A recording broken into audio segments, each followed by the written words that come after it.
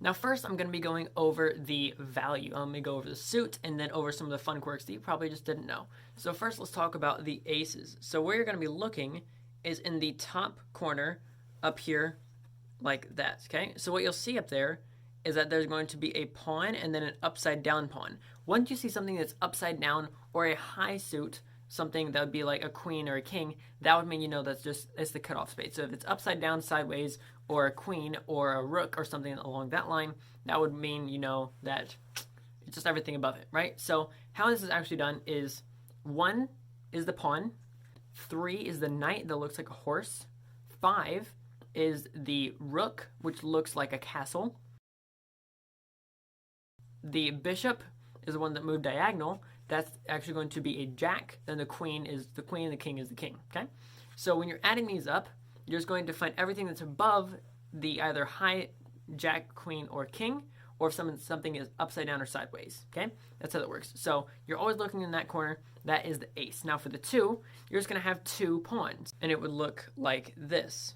So 2 pawns followed by a queen like that, that is going to be a 2. A 3 is going to be, instead of the pawns, now it's going to be a knight followed by an upside down pawn. Then you're going to have the 4 be a knight adding a pawn.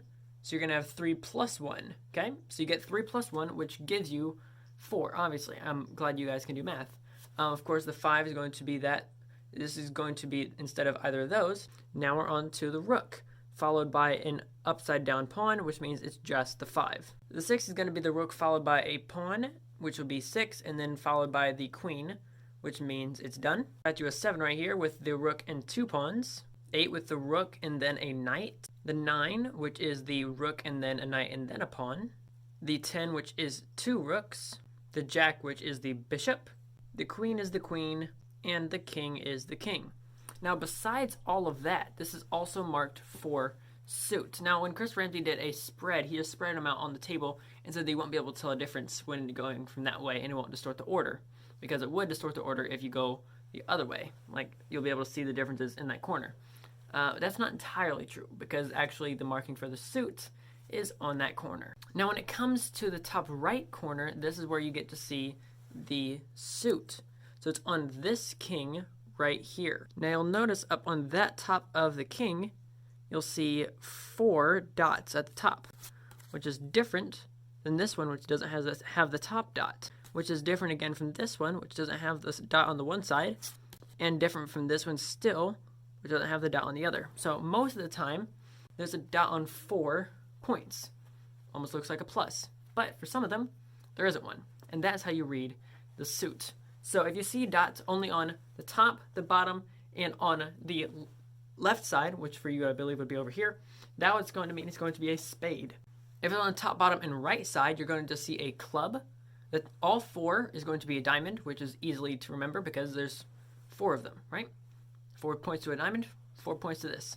And then if it's only the bottom 3, it's a heart, which is also easy to remember because you have the 2 top parts and the bottom point, which also looks like a heart. So just remembering the left and right is probably going to be your main issue, remembering the suits.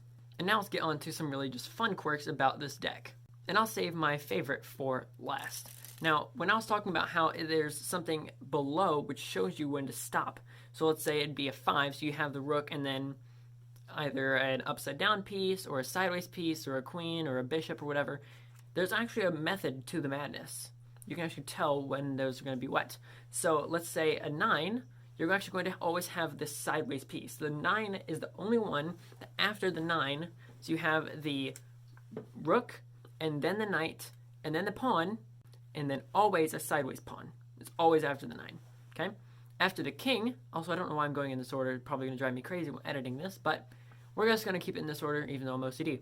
The king always has an upside down queen after it. The 8 and the queen always have an upside down bishop after it. The 1, 3, 5, and 7 always have an upside down pawn. The 2, 4, 6, and 10 always have a queen upright. The jack has a queen upright as well, but then has a sideways pawn instead of the normal knight that's sideways. And then the aces and the 2s, which is my favorite part, my favorite little quirk about this deck, because next to it, you'll always see that knight next to the top piece up here It's actually the second one right there, right? But then for the aces and the twos, it shifts over toward the corner. And I'll show you what that looks like. So that's the 9, and then that's the 2. So you have a little bit of a discrepancy. It actually shifts over just a tad. And I do really hope that you guys enjoyed this marking system reveal. And if you want to check out any of the others, you can check them all out in the description below. And I'll catch you guys in the next one. This is Card Perfect, signing off. And please make sure to subscribe.